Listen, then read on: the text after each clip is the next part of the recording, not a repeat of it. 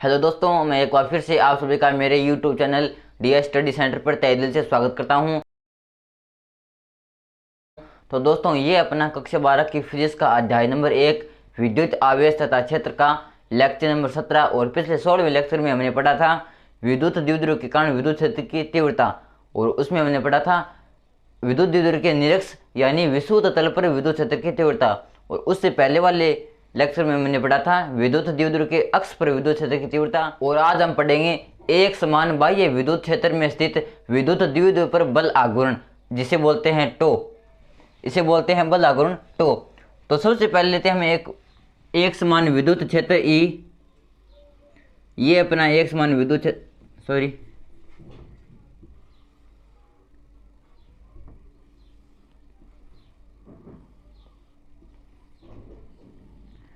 मान लेते हैं ये अपना विद्युत क्षेत्र ई और ये अपना एक समान विद्युत क्षेत्र ई। क्योंकि एक समान विद्युत क्षेत्र की खास बात यह होती है कि इसमें इन रेखाओं के बीच की दूरी सेम रहेगी। यदि इन दोनों के बीच की दूरी एक सेमी है तो इनके बीच की दूरी एक सेमी होगी, इनके बीच की भी एक सेमी होगी, तथा ये सभी एक दूसरे के समांतर है। तो इसका ये अपना एक समान विद्युत क्षेत्र ई, और इसमें एक मान लेते हैं एक विद्युत द्विध्रुव इस प्रकार है। ये अपना एक विद्युत द्विध्रुव, ये इसका माइनस क्यू आवेश और ये इसका प्लस क्यू आवेश, और इन दोनों के बीच की दूरी मान लेते हैं हम 2a। क्योंकि हम विद्युत द्विध्रुव की बीच दोनों आवेशों के बीच की दूरी सामान्यतः 2a मानते हैं। तो इसका ये होगा अपने एक विद्युत द्विध्रुव। एक समान विद्युत क्षेत्र में ये हो गया एक विद्युत द्विध्रुव। अब हमें ज्ञात करना है एक समान विद्युत क्षेत्र में स्थित विद्युत द्विध्रुव पर बल आघूर्ण। अब दोस्तों, बल आघूर्ण क्या होता है? आघूर्ण का मतलब होता है घूमना यानी रोटेट होना, और बल आघूर्ण का मतलब होता है कि बल के कारण घूमना। तो इस विद्युत द्विध्रुव पर इस प्लस आवेश के कारण उस तरफ एक बल लगेगा, वो होगा F बराबर क्यू ई। क्योंकि हम जानते हैं कि विद्युत क्षेत्र E बराबर होता है F सदिश अपॉन क्यू नोट सदिश। तो यहाँ से F बराबर हो जाएगा क्यू डॉट ई। तो यहाँ पर आवेश अपना क्यों, तो इस प्लस आवेश पर इस तरफ बल लगेगा F बराबर क्यू ई, और यहाँ पर आवेश अपना प्लस। और इसी प्रकार इस माइनस आवेश पर बल लगेगा इस तरफ F बराबर, यहाँ पर आवेश माइनस है तो ये हो जाएगा माइनस क्यू ई। तो इस विद्युत द्विध्रुव पर इस दोनों आवेशों पर समान परिमाण में बल लगेगा, वो एक दूसरे की विपरीत दिशा में।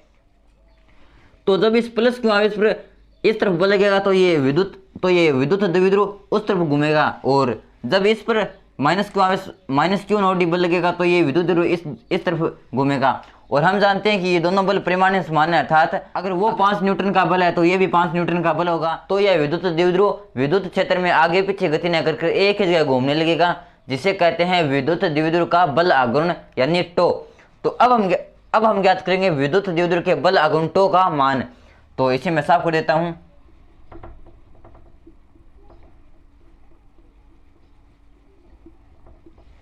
तो सबसे पहले इसका कथन लिख लेते हैं कि माना एक समान विद्युत क्षेत्र ई सदिश में एक विद्युत द्विध्रुव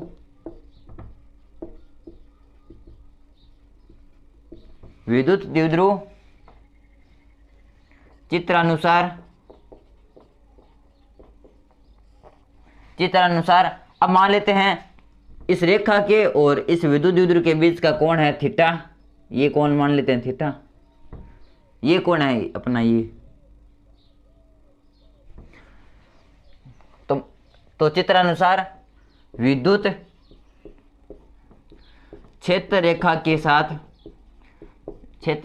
साथ थीटा डिग्री कोण पर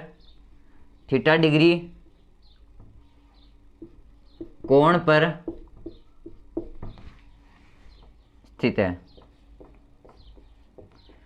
तथा विद्युत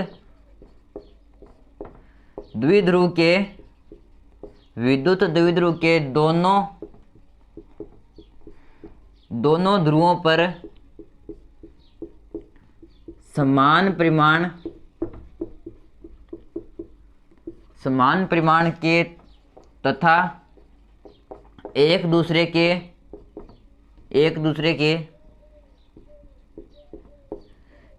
की विपरीत दिशा में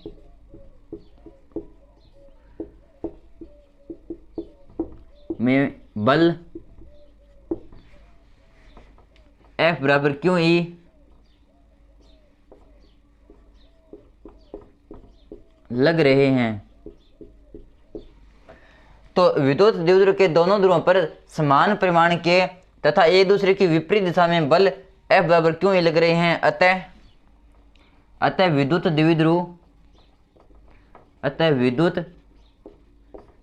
द्विध्रुव आगे पीछे गति न करके एक ही जगह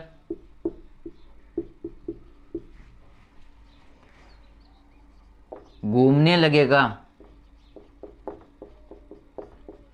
जिसके कारण विद्युत द्विध्रुव में बल आघूर्ण टो उत्पन्न हो जाएगा।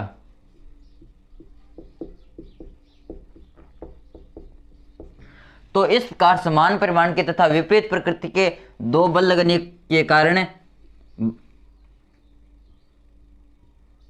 विद्युत द्विध्रुव आगे पीछे गति न करके एक ही जगह पर घूमने लगेगा, जिसे हम कहते हैं बल आघूर्ण यानी टो। अब हमें ज्ञात करना है बल आघूर्ण यानी टो का मान। तो लिखेंगे अतः बल आघूर्ण टो बराबर, बल आघूर्ण का सूत्र होता है कि बल इंटू बलों के बीच की लंबवत दूरी।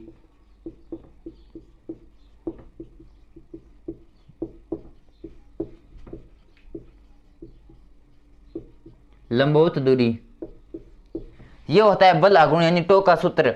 तो यहां से टो बराबर हो जाएगा बल, तो बल है अपना क्यू ई इंटू, अब अपना बलों के बीच की लंबवत दूरी, तो ये अपना बल इस तरफ और ये अपना बल इस तरफ। अब इसको पीछे बढ़ाते हैं, तो अब हमें ज्ञात करनी है इन दोनों बलों के बीच की लंबवत दूरी यानी ये, और ये अपना कोण 90 डिग्री।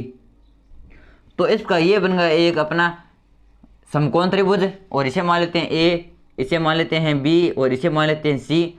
और हम जानते हैं कि साइन थीटा बराबर होता है लंब बटे कर्ण। तो यहाँ से लंब अपने पास AC और कर्ण अपने पास ये AB, और इसका मान अपने पास 2a। तो लिखेंगे चूंकि हम जानते हैं कि साइन थीटा बराबर होता है लंब बटे कर्ण, और लंब अपने पास AC बटे कर्ण, और कर्ण का मान अपने पास 2a। और अब हमें ज्ञात करनी है ये लंबवत दूरी यानी AC। तो यहाँ से AC बराबर हो जाएगी 2a साइन थीटा। इसे मान लेते हैं समीकरण नंबर 1। तो बलों के बीच की लंबवत दूरी अपने पास AC, तो यहाँ से टो बराबर क्यू ई इंटू AC, और AC का मान रख देंगे 2a साइन थीटा लिख देंगे, चूंकि समीकरण 1 से AC बराबर है अपना 2a साइन थीटा, और यहाँ से टो बराबर ये हो जाएगा 2a इंटू क्यू इंटू ई साइन थीटा। अब दोस्तों हम जानते हैं कि 2a क्यों बराबर होता है विद्युत द्विध्रुव आघूर्ण P, क्योंकि हम जानते हैं कि विद्युत द्विध्रुव के दोनों ध्रुवों के बीच की दूरी तथा किसी एक ध्रुव के परिमाण के गुणनफल को ही विद्युत द्विध्रुव आघूर्ण P कहते हैं। तो यहाँ पर हम 2a क्यों की जगह लिख सकते हैं विद्युत द्विध्रुव आघूर्ण P। तो यहाँ से टो बराबर हो जाएगा P into E into sine theta, लिख देंगे, चूंकि हम जानते हैं कि विद्युत द्विध्रुव आघूर्ण P बराबर होता है 2a क्यों। तो इसका बल आघूर्ण टो बराबर आ गया अपने पास P ई साइन थीटा। और जब इसको सैद्धांतिक रूप में लिखेंगे तो ये हो जाएगा सैद्धांतिक रूप तो यहाँ से सदिश रूप टो सदिश बराबर हो जाएगा पी सदिश क्रॉस ए सदिश, क्योंकि हम जानते हैं कि साइन थीटा के लिए क्रॉस का गुण आता है, तो यहाँ पर साइन थीटा की जगह रख दिया हमने क्रॉस गुणा, तो टो सदिश बराबर आ गया पी सदिश क्रॉस ई सदिश, क्योंकि क्रॉस का मतलब होता है साइन थीटा। तो इसका ये था हमारा टॉपिक, एक समान विद्युत क्षेत्र में स्थित विद्युत द्विध्रुव पर बल आघूर्ण यानी टो। तो दोस्तों वीडियो कैसा लगा प्लीज कमेंट करके जरूर बताना, और अगर वीडियो अच्छा लगा तो प्लीज वीडियो को लाइक करना और चैनल को सब्सक्राइब करना। धन्यवाद।